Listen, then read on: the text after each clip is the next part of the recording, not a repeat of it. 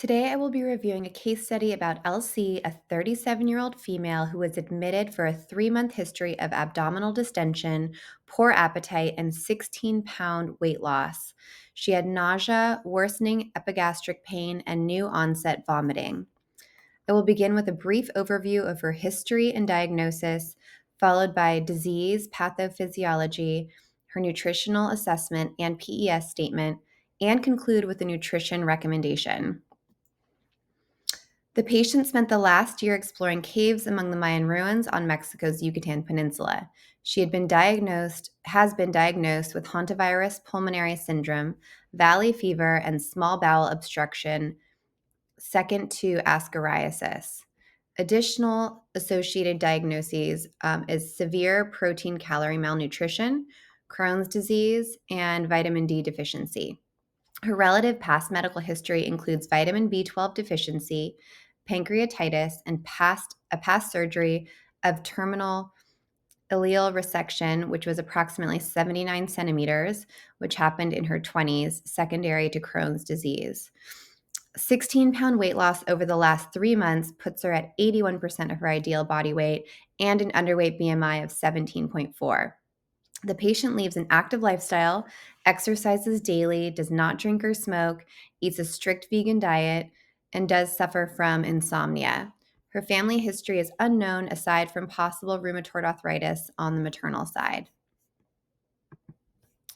The patient's nutritional risk stems from widely intersecting organ system dysfunctions and extensive anatomical loss of the small intestines.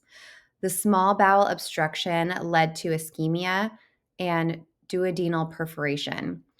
An exploratory laparotomy confirmed extensive small bowel necrosis, requiring surgical removal of the entire duodenum and approximately 100 centimeters of the proximal jejunum. Given the patient's prior ileal resection for Crohn's disease, she has lost approximately 200 centimeters of her small bowel.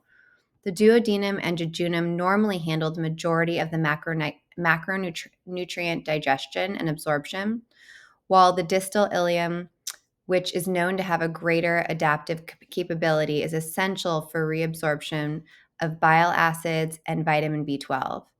Its absence greatly limits adaptation and long-term nutrient absorption.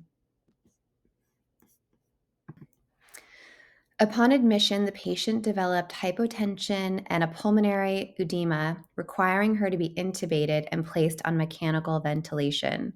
A nasogastric tube was placed for decompression, and a central line was placed for TPN.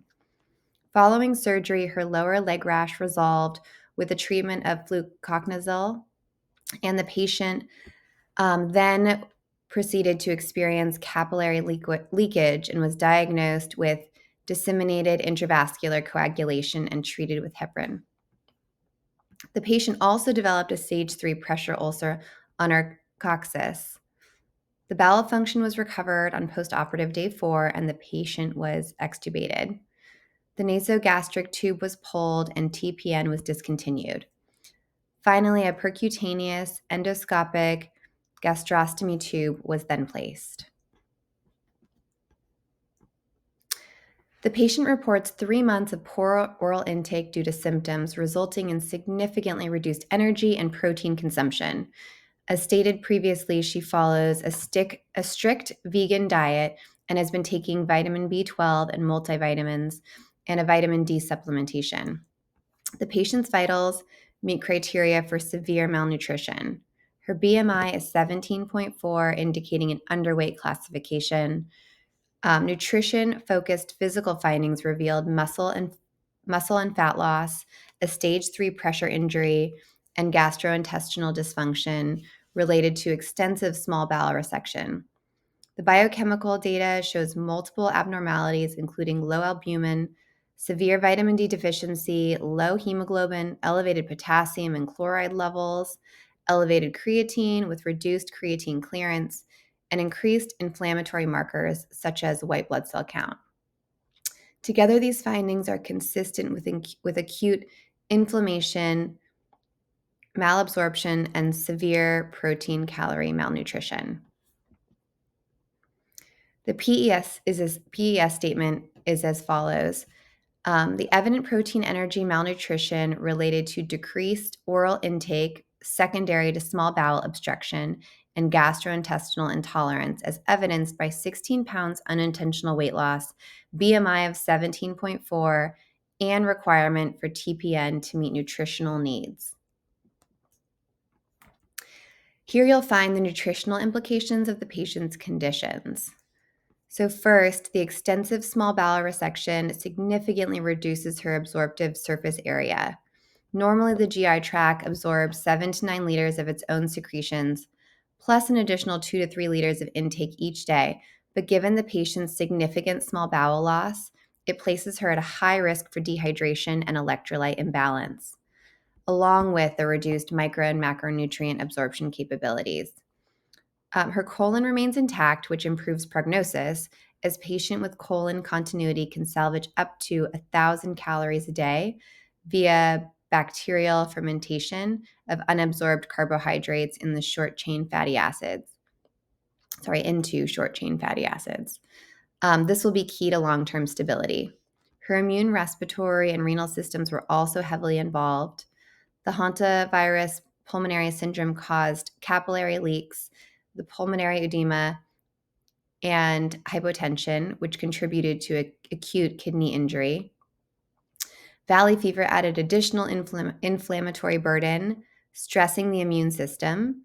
The elevated white blood cell count, neutrophils absolute, and C reactive protein, along with the development of DIC, reflect severe systemic inflammation and contribute to the mild anemia and increased nutrients needed. A stage 3 pressure injury significantly increases protein needs, as protein remains the most important macronutrient for wound healing and immune support. So in regards to nutrition education recommendation, here are some of the things that are recommended. Small, frequent meals separated from liquids and solids to enhance absorption. Complex carbohydrates paired with protein to slow transit. Moderate fat intake for improved absorption. Oral rehydration solutions instead of plain water for appropriate sodium glucose absorption, and make sure to avoid sugar-free products. Micronutrient supplementation with higher than usual dosages of vitamin A, B, B12, C, D, E, iron, zinc, copper, and selenium. Lifelong vitamin B12 supplementation, calcium citrate supplementation of 1,000 to 1,500 milligrams per day in divided doses, and integration of plant-based IBD guidelines, which may reduce complications. The enteral nutrition prescription is as follows. Given that this is a multi-system stress, early nutrition support was essential.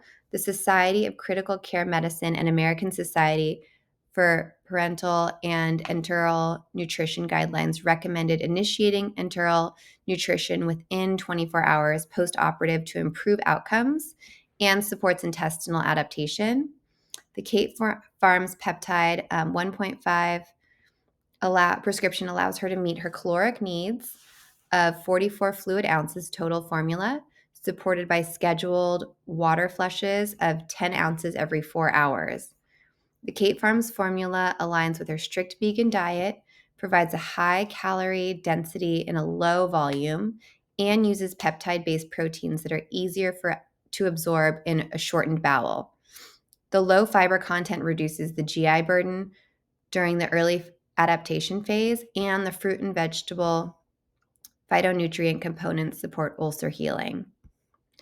Together, these strategies provide adequate protein energy to support intestinal adaptation, creating an environment to promote villus growth and crypt deepening to expand the absorptive surface area of the remaining small intestines.